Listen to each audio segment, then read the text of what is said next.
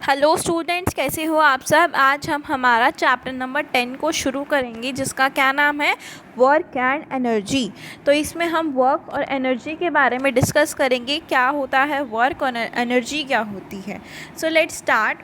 So work and energy, तो क्या है इसकी first line, we all use the term work very often in our daily life. तो हम अपना जो डेली लाइफ होती है उसमें वर्क को बहुत ईजिली यूज़ करते हैं वर्ड को। तो इसका मतलब क्या होता है। So however the meaning of this term in science is not quite the same as in our daily usage. तो जो साइंस होती है, जो हम पढ़ते हैं, उसके अंदर इसका जो मतलब है वो हमारी डेली लाइफ से अलग मतलब होता है। A student who's sitting on a chair may feel that she or he has done a lot of work by studying a whole chapter of the book. तो क्या हो रहा है, एक स्टूडेंट है, वो चेयर के ऊपर बैठा है, तो वो क्या करता है, बहुत सारा काम करता है bye sitting on the chair. उसने अपनी पूरी बुक के सारे चैप्टर्स रीड किए हैं, तो उसको लगता है कि उसने बहुत काम किया है। So the scientific meaning of the term work however tells us that the work done by the student in such a case is zero. तो इस केस में हम क्या देखते हैं कि जो साइंस में जो रिलेटेड होती है इसकी डेफिनेशन, उसमें ये पता चलता है कि जो बच्चा सिट कर रहा है, चेयर पे बैठ के काम कर रहा है, उसका जो वर्क डन है वो ज़ीरो है। So what then is the scientific meaning attach to the term work. तो इसका मीनिंग क्या है, तो इसको समझने के लिए let us recall some of the concepts and ideas that we have learned earlier. तो इसको हम देखते हैं क्या है। So we have learned that a force can make a body move. तो हमने पिछली कुछ चैप्टर्स में हमने देखा था कि जो फोर्स होता है, जब हम फोर्स लगाते हैं तब हमारी बॉडी मूव करती है। सो जब ये होता है, when this happens the body gets displaced from its original position. तो जब हम किसी चीज़ को धक्का लगाते हैं या किसी चीज़ को अपनी तरफ खींचते हैं, तो वो जो ओरिजिनल पोजीशन में जो वो ऑब्जेक्ट होता है, वो अपनी पोजीशन को चेंज करके दूसरी पोजीशन पे चला जाता है।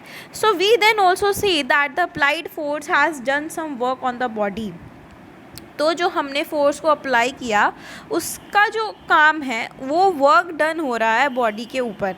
तो ये वर्क डन है। तो हम देखते हैं, now look at the following pictures. तो इस दो पिक्चर्स में, ए पिक्चर में क्या हो रहा है, ये बच्चा पेड़ को आगे धकेलने की कोशिश कर रहा है, ठीक है। और बी पिक्चर में क्या है, एक टेबल को एक बच्चा आगे की तरफ धक्का लगा रहा है, ठीक है। दोनों काम एक ही कर रहे हैं। In picture A the child is pushing a tree but he is not able to move it. Picture A में क्या था, एक बच्चा ट्री को धक्का लगाने की कोशिश कर रहा है, लेकिन जो ट्री है, पेड़ है, वो मूव नहीं कर रहा है। So here there is no displacement of the tree, hence no work is said to be done. तो इसमें हमें पता चलेगा कि उसने जो धक्का लगाया उसमें कोई भी वर्क डन नहीं है, that is zero work done. In picture B में क्या है, work is regarded as having being done. तो here a boy has pushed a box and has displaced it, thus there is a change of position of the object, that is displacement of the same. तो हमने देखा कि जो picture B है, इसमें ये एक बॉक्स को आगे धक्का लगाने की कोशिश करता है, तो वो आगे हो जाता है और अपनी पोजीशन को चेंज कर लेता है। तो इसी हमें पोजीशन में पता चल रहा है, इस पिक्चर बी में क्या पता चल रहा है कि जो बच्चा उसको धक्का लगा रहा है उसमें उसकी पोजीशन चेंज हो रही है। It means that it displaces from its original position and changes its position. तो इसमें वर्क डन हो रहा है। तो in science we say that, तो साइंस में हम क्या बोलते हैं कि जो वर्क है, work is done by a force only when this force acting on a body produces some displacement of the body in its own direction. तो वर्क डन जब होगा जब हम किसी चीज़ पे फोर्स लगाएंगे, और फोर्स जब उस बॉडी पे या ऑब्जेक्ट पे लगता है तो वो एक डिस्प्लेसमेंट शो करता है अपनी ही डायरेक्शन में। तो इस चीज़ को हम वर्क बोलते हैं। तो ये ही डेफिनेशन है हमारी वर्क की। Work is done by a force only when this force acting on a body produces some displacement of the body in its own direction. Next है factors affecting the work done। तो factors कौन कौन से हैं जिससे हमें पता चलता है कि वर्क डन जो हम कर रहे हैं उस पर अफेक्ट पड़ता है। It is easy to realize that the work done by given force depends on two factors, namely first is amount of force applied, सबसे पहले अमाउंट ऑफ फोर्स कितना अप्लाई हो रहा है, और सेकंड है displacement of the object produced by the applied force. तो इस पे अमाउंट कितना यूज़ हुआ और डिस्प्लेसमेंट ऑब्जेक्ट की कितनी हो रही है, उससे हमें पता चलेगा कि वर्क डन कितना हुआ है। So let us suppose we have two carts A and B both having a mass of 50 kg। दोनों कार्ड्स के पास 50 kg का वेट है। Let the same push be used to displace cart A through a distance of 1 kilometer in the direction of push applied and an identical cart B through a distance of 2 kilometers. So क्या हो रहा है, एक cart A है और एक cart B है। इसको हमने 1 किलोमीटर मूव किया और B कार्ट को 2 किलोमीटर मूव किया। बाद में क्या कह रहा है, we say that the work done on the cart B is double the work done on cart A even though the men are applying the same push on the respective carts। तो हमने देखा कि जो cart B है वो double move कर रही है कार्ट A से, लेकिन दोनों पे अप्लाई जो हम पुश कर रहे हैं, फोर्स अप्लाई जो हो रहा है वो सेम है। सो it is because the distance travel by the cart B is double the distance travel by the cart A in the direction of force applied. तो A क्या है, डबल हुआ, उसका डिस्टेंस जितना कार्ट B ने travel किया वो किसके डबल है, कार्ट A के डबल है, जितना हमने फोर्स को अप्लाई किया था। सो let us consider another equation. अब हम दूसरी सिचुएशन देखते हैं, तो जिसमें क्या है, कार्ट C और D having masses of 100 kg and 200 kg respectively. तो इसमें तो C 100 kg है और D वाली में 200 kg का लोड है। Let both of them be move through a distance of 1 kilometre. तो दोनों को हमने 1-1 किलोमीटर तक लेके जाना है। तो here work done on cart D is double the work done on cart C as amount of force applied on cart D is double the amount of force applied on cart C। तो क्या कहना चाह रहा है कि cart C में तो 100 kg है और कार्ट D में 200 kg है, तो उसके अंदर ज़्यादा फोर्स लगेगा क्योंकि उसके अंदर ज़्यादा वेट है, और कार्ट C के अंदर कम वेट है तो कम फोर्स लगेगा। तो cart D is double the work done on the cart C as the amount of the force applied on cart D is double the amount of force applied on cart C। तो अगर उसके अंदर double weight का amount जो present है सब्जी का या किसी भी चीज़ का, तो उससे डबल ही फोर्स लगेगा। अगर डबल वेट है तो डबल फोर्स लगेगा। सो it is clear that the work done by the force depends on the applied force and displacement produced by it in its own direction. तो ये वर्क डन हमें किस पे डिपेंड करता है कि कितना हमें फोर्स को अप्लाई करना है, डिस्प्लेसमेंट कितनी होगी ऑब्जेक्ट की उसी डायरेक्शन में। तो ये सब हमें किससे पता चलता है कि these are the factors which affects the work done. Next है, do you know a vertical force does not do work on horizontally displaced object. एक वर्टिकल फोर्स जो होता है वो अपने आप वर्क नहीं करता हॉरिजॉन्टली डिस्प्लेस्ड ऑब्जेक्ट पे। क्यों? क्योंकि this is because the displacement of the object in the direction of the force is zero. क्योंकि वर्टिकल फोर्स है तो वर्टिकल में ही करेगा वो काम, हॉरिजॉन्टल में नहीं करेगा, क्योंकि हॉरिजॉन्टल डायरेक्शन में हमने कोई फोर्स नहीं लगाया। तो आगे हम देखते हैं activity 1। Stand with your arms in front of you at your waist level with the palms facing upwards. Have your friend put a book on each of your hands. Now lift the books to first is above your shoulder level and then lower them back. Second, a level near your head and then lower them back. In which case did you do more work? Justify your answer on the basis of scientific definition of work। तो आपको क्या करना है, अपने arms के साथ खड़े होना है in front of you at your waist level with the palms facing upwards. तो उसको आपको ऐसे ऊपर रखना है और उसको अपने फ्रेंड को बोलना है कि वो आपके हैंड्स के ऊपर एक बुक रख दे। Now lift the books to above your shoulder level and then lower them back. तो आपको पहले अपने शोल्डर लेवल तक उसको लिफ्ट करना है और फिर उसको नीचे लेके आना है। सेकेंड में क्या करना है, a level near your head and then lower them back. तो फिर आपको हेड तक लेके जाना है। फिर आप देखोगे कि दोनों में आपको किस में ज़्यादा वर्क करने की ज़रूरत पड़ रही है on the basis of scientific definition of work. Next है हमारे पास work and energy. Work and energy. So when we come home after playing we are tired.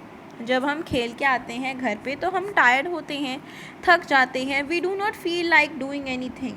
तो हमें कुछ करने का मन नहीं करता। In other words our capacity to do work has decrease. तो इसका क्या मतलब है, अगर हम दूसरी भाषा में बोले कि जो हमारी क्षमता है, कैपेसिटी मीन्स क्षमता,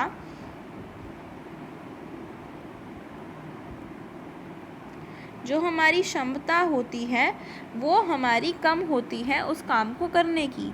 सो when we take some refreshment we feel active and energetic again. तो जब भी हम अगर रिफ़्रेश हो जाते हैं, तो अगर कुछ हम रिफ़्रेशमेंट लेते हैं तो हम एक्टिव फील करते हैं और फिर से एनर्जेटिक फील करने लग जाते हैं। दूसरे शब्दों में अगर कहें, our capacity to do work has increase, तो जी उसी भाषा में बोल रहे हैं हम कि जो हमारी कैपेसिटी है वो इंक्रीज़ हो गई। So we consider the capacity to do work as energy. तो अगर हम किसी चीज़ को करने की क्षमता रखते हैं तो हमारे अंदर वो एनर्जी है, तो उस चीज़ को हम एनर्जी बोलते हैं। तो एनर्जी की क्या डेफिनेशन है? Energy is the capacity to do work. So it is the energy stored in arm muscles that enables a player to throw a ball. The energy stored in a battery enables a radio to play music or a toy car to move. The player uses the energy stored in or his muscles, whereas the radio uses the energy stored in the battery. तो ये कुछ ऐसी energy होती हैं जो हमारे अंदर ही होती हैं ताकि हम ये वाले काम कर सकें। We regard energy as present or stored in different forms. We now talk about some of these forms of energy. अब हम different forms of energy के बारे में डिस्कस करेंगे। तो सबसे पहली है हमारी मैकेनिकल एनर्जी। तो मैकेनिकल एनर्जी क्या होता है? So if we let a stone drop from a height on an earthen pot, what is likely to happen? अगर हमने एक स्टोन को लिया और उसको ऊपर एक हाइट से एक अर्दन पॉट पे मारा, उसको ड्रॉप किया, तो क्या होगा? वो मिट्टी जो है, जो अर्दन पोट है, वो टूट जाएगा। The pot is likely to break. Similarly when we raise a hammer to the height of our shoulder and hit it on a plastic sheet, तो the sheet breaks into smaller pieces. Here the stone and the hammer can be regarded as possessing energy due to their raised height. This type of energy is potential energy. So we think of this as energy stored in objects due to their position or condition. तो इसमें क्या हो रहा है? हमने plastic sheet को break किया जब हम एक हैमर को हिट करते हैं उसके ऊपर, तो ये हमारा पोटेंशियल है, हमारी क्षमता है कि हाँ, हम हमारे जो तो शक्ति होती है उसको हम पोटेंशियल से रिप्रेजेंट करते हैं। तो अगर हम एनर्जी दिखा रहे हैं, हम उस वर्क को कर रहे हैं, तो वो क्या होगी? पोटेंशियल एनर्जी होगी। A fast moving ball can break a window glass. A glass marble shot from a catapult and can cause damage. तो क्या कहना चाह रहा है? We can easily realise that moving objects also possess energy. जो moving objects होते हैं वो भी एनर्जी को पोजेस करते हैं। जैसे कि एग्जांपल है, एक fast moving ball can break the glass pane of a window. जैसे एक बहुत तेज़ से बॉल आ रही है दूर से और उसने क्या किया? एक विंडो ग्लास को तोड़ दिया। जैसे कि एक ग्लास मार्बल शॉट हुआ, कैटापुल्ट गुलेज जिसको बोलते हैं, उसने क्या किया? एक पर्सन को हर्ट कर दिया। So moving ball hitting another ball at rest can cause the latter to move. Flowing water can move a log of wood from one place to another. This forms of energy possessed by an object due to its motion is known as kinetic energy of the object. तो ये जो form होती है energy की, जब एक object एक motion में आ जाता है तो उसे हम kinetic energy of the object बोलते हैं। If an object possesses either potential energy और काइनेटिक एनर्जी और बोथ, तो एक ऑब्जेक्ट अगर या तो पोटेंशियल एनर्जी को एग्जिबिट कर रहा है अपने अंदर या फिर काइनेटिक एनर्जी को कर रहा है, तो या फिर दोनों कर रहा है, तो उस ऑब्जेक्ट को हम क्या बोलेंगे कि that object has mechanical energy. Next है हमारे पास हीट एनर्जी। तो हीट एनर्जी क्या होता है देखते हैं। Let us boil some water in a container covered with a light lid and observe what happens to the lid. तो आपको क्या करना है? कुछ पानी को गर्म करना है, बॉयल होने के लिए रख देना है एक कंटेनर के अंदर जो एक लिड से कवर है, और ऑब्जर्व करना है कि क्या होगा उस लिड को। So the lid is seen to move up and down. The steam formed due to the heat makes the lid move up and down. It shows that heat is form of energy which can be used to move objects. तो जो पानी है वो ज़्यादा boil हो जाएगा, जिससे अंदर ही अंदर कंटेनर के अंदर स्टीम बननी शुरू होगी। तो वो स्टीम जो होगी वो लिड को मूव अप एंड डाउन करने की कोशिश करेगी। तो वो जो मूवमेंट है उससे हमें पता चलता है कि जो हीट है, जो एनर्जी उसके अंदर प्रोड्यूस हुई है, हीट प्रोड्यूस हुई है, तो दैट एनर्जी इज़ कैपेसिटी उसके अंदर है, उस एनर्जी के अंदर कैपेसिटी है कि वो उसको हिला रही है लिड को। तो उस मूवमेंट को किससे हो रही है? हीट से। उसके अंदर क्या है? एनर्जी। तो इस एनर्जी को क्या बोलेंगे? Heat energy.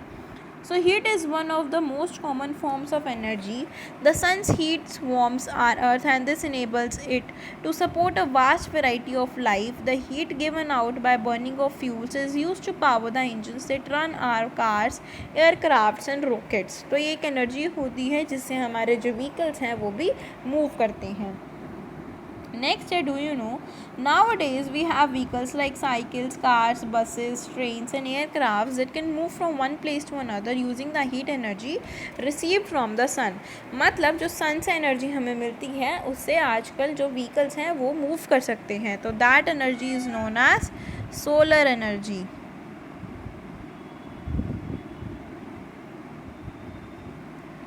नेक्स्ट है हमारे पास थर्ड एनर्जी. क्या है? Chemical energy.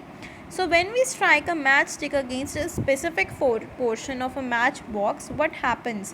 तो जब भी हम मैच स्टिक को एक पोर्शन ऑफ मैच बॉक्स पे स्ट्राइक करते हैं तो क्या होता है? एक स्पार्क प्रोड्यूस होता है जो हीट और लाइट को गिव करता है, हमें रिलीज़ करता है. So in other words, the material used on the matchstick produces energy when it strike against the matchbox. This energy is called the chemical energy. तो उसके अंदर chemicals produce हैं तो उस energy की वजह से एक chemical energy produce होती है. So wood, coal, diesel have chemical energy stored in them. Chemical energy stored in a battery is often used up to light up the torch. तो chemical energy torches के अंदर भी present होती है क्योंकि उनके अंदर chemicals होते हैं. bulbs जो होते हैं वो भी chemical energy है. बैटरी ये सब जो है chemical energy होते हैं. जैसे कि क्या हुआ, हीट और लाइट प्रोड्यूस हुई when a matchstick is स्ट्राइक्ड. Chemical energy is stored in would. Fourth energy है हमारे पास, दैट इज़ लाइट एनर्जी. तो लाइट एनर्जी क्या होती है? Sun is the main source of light energy. It is sunlight that helps us to see things during the day.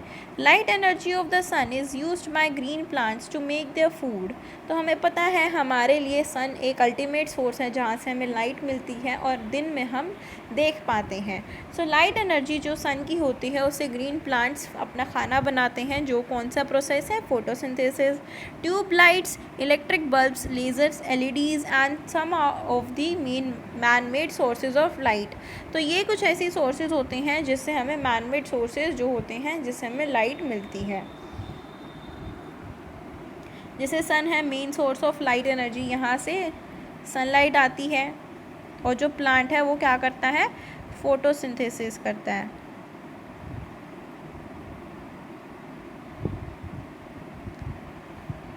Bulb a man made source of light. तो ये bulb क्या है? यहाँ पे रोशनी दे रहा है जिससे बच्चा पढ़ पा रहा है. Do you know solar cells change light energy to electricity.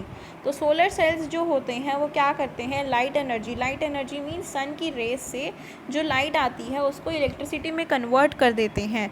They are often used in electronic devices such as calculators. Their main use is in space where they are use to power the satellites. Next है fifth, that is sound energy. तो sound energy क्या होता है? Sound is also a form of energy. It is produced when object vibrates. तो जब भी कोई object जो होता है वाइब्रेट करता है तो एक एनर्जी प्रोड्यूस होती है, एक साउंड प्रोड्यूस होती है. तो उस एनर्जी को हम साउंड एनर्जी बोलते हैं. जैसे कि जब भी हम एक ड्रम बजाते हैं ड्रम स्टिक से तो एक वाइब्रेशन आती है और एक साउंड प्रोड्यूस होती है. A sound produces a pledging effect only when it is not too loud and is musical in nature. तो जब भी साउंड प्रोड्यूस होती है एक प्लीजिंग सा इफेक्ट आता है और जब ज़्यादा तेज ना हो उसकी आवाज़ तो एक म्यूज़िकल सा इफेक्ट आता है. A loud and noisy sound produces a jarring and disturbing effect to us और ऑन अस. तो क्या है, अगर लाउड और नॉइजी साउंड होगी तो उससे एक जारिंग और डिस्टर्बिंग सी इफेक्ट हमें मिलेगा. तो sound is a form of energy. Sound भी एक फॉर्म ऑफ एनर्जी ही है. नेक्स्ट है हमारे पास six, that is electrical energy. Electrical energy क्या होता है? It is now difficult for all of us to imagine a life without electricity. तो हम इलेक्ट्रिसिटी के बिना नहीं रह सकते. So in our day to day life electricity is use to run different electrical appliances like fans, LEDs, tube lights and motors. तो आजकल के ज़माने में क्या होता है, सारी चीज़ें लाइट पे चलती हैं, इलेक्ट्रिसिटी पे चलती हैं. तो हम लाइट के बिना नहीं रह सकते। तो ये एक क्या है, इलेक्ट्रिक एनर्जी है जो हीट और लाइट, साउंड एंड मोशन को प्रोड्यूस करती है। जैसे कि एग्जांपल है, we use electric energy in geyser to get hot water and electric bulb lights up when electric current flows through it. जब भी हमें पानी गर्म चाहिए होता है तो हम गीज़र को ऑन कर देते हैं, तो वो क्या है, इलेक्ट्रिक एनर्जी है। हमें बल्ब की रोशनी चाहिए तो हम बल्ब को ऑन कर देते हैं, क्योंकि उसके अंदर इलेक्ट्रिकल एनर्जी है, इलेक्ट्रिकल करंट जो है वो फ्लो करता है, तभी उसके अंदर करंट प्रोड्यूस होता है। An electric bell produces sound when electricity flows through it. जब इलेक्ट्रिक बेल को हम बजाते हैं तो वो एक साउंड प्रोड्यूस करता है, तो क्योंकि उसके अंदर इलेक्ट्रिसिटी फ्लो कर रही है। The motion of the blades of the fan और the wheels of an electric train is also due to the electric energy. तो जो हमारा फ़ैन होता है उसके जो मोशन है, उसके जो ब्लेड्स का मोशन है, वो भी कैसा है, इलेक्ट्रिकल एनर्जी के थ्रू ही होता है। नेक्स्ट है, do you know the energy of an object can be regarded as a measure of its ability to do work. जो एनर्जी होती है किसी भी ऑब्जेक्ट की, तो एक मेज़र है, वो उसकी क्षमता है कि वो क्या करता है, उसकी क्या एबिलिटीज़ हैं वो काम करने की, तो उसी को हम क्या बोलते हैं, एनर्जी बोलते हैं। एनर्जी क्या है, available to us is nature in a number of different forms. We can convert one form of energy into another, but we can neither create nor destroy the energy. We call this as a principle of conservation of energy. तो इससे हमें क्या पता चलता है कि ये क्या है, principle of conservation of energy, energy की बचत करने का एक सिद्धांत है। प्रिंसिपल मीन सिद्धांत। नेक्स्ट है activity number 2, look around your household, identify various items, appliances which you utilize various forms of energy, categorize these items in tabular form according to the form of energy used by them। तो आपको अपने house hold के around देखना है, जो बहुत सारे items, appliances हैं, वो कोई ना कोई एनर्जी रिलीज़ करते हैं और प्रोड्यूस करते हैं, और हमें दिखता है कि वो कौन सी एनर्जी है, वो कौन सी एनर्जी है। तो आपको उन्हीं के एग्जांपल्स को लेना है और इसे एक टैबुलर फॉर्म में, टेबल की फॉर्म में कन्वर्ट करके लिखना है। जैसे मैकेनिकल एनर्जी में कौन सी एनर्जी, कौन सी आइटम आपने देखी है, कोई भी अप्लाइंस देखा है कि वो मैकेनिकल एनर्जी में यूज़ हो। हीट एनर्जी में कौन सा यूज़ होता है, जो आपने अपने रियल लाइफ में, डेली लाइफ में देखा है, वो लिखना है। केमिकल एनर्जी में भी यही करना है। केमिकल एनर्जी में जैसे आपने रिमोट देखा है, टीवी देखा है, ये सारे क्या हैं, केमिकल एनर्जी हैं। लाइट एनर्जी क्या है, solar panel, solar cells, solar vehicles जो होते हैं वो लाइट एनर्जी के अंडर आते हैं। साउंड एनर्जी कोई भी म्यूज़िक या ड्रम, कुछ भी गिटार या कुछ भी म्यूज़िकल अप्लाइंसेस जो होते हैं, उनको जब बजते हैं वो, तो उसके अंदर आपको ये लिखना है। इलेक्ट्रिकल एनर्जी, इलेक्ट्रिकल एनर्जी में क्या लिखोगे, जैसे कोई बल्ब है, लाइट है, एलईडी है, ये सारे जो चीज़ें होती हैं जिसके अंदर इलेक्ट्रिक करंट मूव करता है, वो आप इसमें लिखोगे इलेक्ट्रिकल एनर्जी के अंदर। सो आपको ये खुद करना है, do it yourself.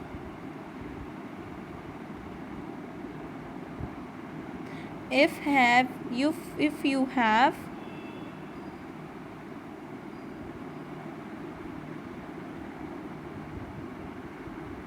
If you have any doubts, please let me know in the comment section.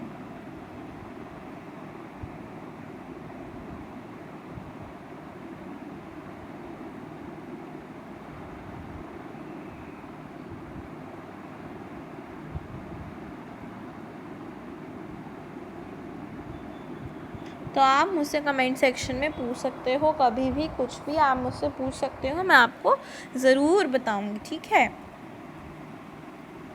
Next है इसके कीवर्ड्स। कीवर्ड्स क्या है, सबसे पहला है डिस्प्लेसमेंट। डिस्प्लेसमेंट जब एक चीज़ दूसरी चीज़ में पोजीशन में चेंज आ जाता है, डिस्प्लेस हो जाना उस चीज़ का, तो it is the shortest distance between the initial position and the final position of a moving object. जैसे कि मैंने एक ऑब्जेक्ट लिया, ये ऑब्जेक्ट है, इसकी पोजीशन है ए, और ये जब हमने इसको मूव किया तो ये दूसरी पोजीशन पे आ गया, दैट इज़ नंबर बी। तो जो ये डिस्प्लेसमेंट हुआ है ए से बी तक का, तो that is known as displacement. तो ए से बी तक का जो भी डिस्प्लेसमेंट हुआ है उसे हम डिस्प्लेसमेंट बोलते हैं। नेक्स्ट है एनर्जी, जो कैपेसिटी होती है एक काम को करने की, कैपेसिटी टू डू वर्क, तो that is known as energy. Kinetic energy, एक एनर्जी जिससे हम एक ऑब्जेक्ट को मोशन में ला सकते हैं, तो उसको हम काइनेटिक एनर्जी बोलते हैं।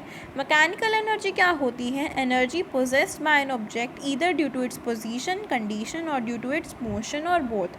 तो मैकेनिकल एनर्जी या तो पोटेंशियल एनर्जी या फिर काइनेटिक एनर्जी या फिर दोनों, अगर दोनों एक साथ हैं तो हम उसे मैकेनिकल एनर्जी बोलते हैं। नेक्स्ट है पोटेंशियल एनर्जी। पोटेंशियल एनर्जी क्या होता है? जब हम एक एनर्जी प्रोड्यूस कर रहे हैं जिससे ऑब्जेक्ट अपनी पोजीशन में ड्यू टू इट्स पोजीशन और कंडीशन की वजह से एनर्जी प्रोसेस हो रही है उस ऑब्जेक्ट के ऊपर, तो that is known as potential energy. Sound energy, जब किसी की साउंड की वजह से जो एनर्जी प्रोड्यूस हो, so energy produce to the vibrations of the object, that is known as sound energy. Work क्या होता है? एक activity involving a force and a net displacement in the direction of the applied force. तो work क्या है? एक activity है जिसके अंदर हम फोर्स लगाते हैं, तो या तो उसके अंदर एक नेट डिस्प्लेसमेंट होता है इन the direction of the applied force, जिस डायरेक्शन में हमने फोर्स को अप्लाई किया है उसी डायरेक्शन में उसकी डिस्प्लेसमेंट होगी और वो काम होगा, so that is known as work. Next है यू मस्ट नो। फर्स्ट है work is said to be done only when an object moves in the direction of the force applied on it. तो जब भी हम work करते हैं, तो जब ऑब्जेक्ट के ऊपर हम कोई भी फोर्स लगा रहे हैं तो उसी डायरेक्शन में वो काम होगा, ठीक है। सेकेंड है work done by a force depends upon the magnitude of the applied force and the net displacement in the direction of this force. तो वर्क डन तभी पॉसिबल है जब उसकी डिस्प्लेसमेंट हम देखें कि होनी है और जो फोर्स हमने अप्लाई किया है वो कितना है, तभी वर्क डन होगा। थर्ड है energy is the capacity to do work. ये हमें पता है एनर्जी क्या होती है, हमें काम करने की जो हमारी क्षमता है उसे हम एनर्जी बोलते हैं। फोर्थ है energy exist in very common forms. Energy की बहुत सारी फॉर्म्स होती हैं, जैसे कि electrical energy, mechanical energy, chemical energy, sound energy, light energy and heat energy are some of the well known forms of energy. तो ये कुछ ऐसी फॉर्म्स होती हैं एनर्जी की जिससे हम पता करते हैं कि ये कौन सी फॉर्म ऑफ एनर्जी है। फिफ्थ है when a body possesses either potential energy और kinetic energy और both we say that it has mechanical energy। तो जब हमें पता चलता है कि जब भी कोई बॉडी एक कोई एनर्जी प्रोड्यूस कर रही है, जैसे पोटेंशियल एनर्जी उसने पोजेस की या फिर काइनेटिक एनर्जी पोजेस की या फिर दोनों पोजेस कर रहा है वो, तो that energy is known as mechanical energy. Sixth है वी ऑफन ऑब्जर्व और use devices that works by using one or the other of the different well known forms of energy. तो हम कुछ ऐसे ऑर्गेनिजम्स जो हम हैं वो एक ऐसी अप्लाइंसेस को यूज़ करें जिसमें वर्क डन हो रहा है या फिर बहुत सारे फॉर्म्स ऑफ एनर्जी को उसके अंदर एग्जिबिट किया जा रहा है। जैसे हमने कोई भी काम किया तो उसके अंदर बहुत सारी फॉर्म्स ऑफ एनर्जी लग रही हैं, तो that is form of energy and we are doing work.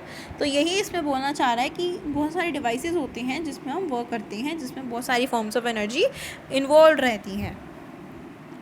So that's it for this video. हमने कंप्लीट किया अच्छे से, ठीक है। अगर आपको कोई भी क्वेरी है आप मुझसे कमेंट सेक्शन में पूछ सकते हो और इसकी जो बैक एक्सरसाइज क्वेश्चन आंसर्स हैं ये हम नेक्स्ट वीडियो में करेंगे। So stay tuned for the next video and if you like my videos please do like share and subscribe to my channel for more such videos. Thank you.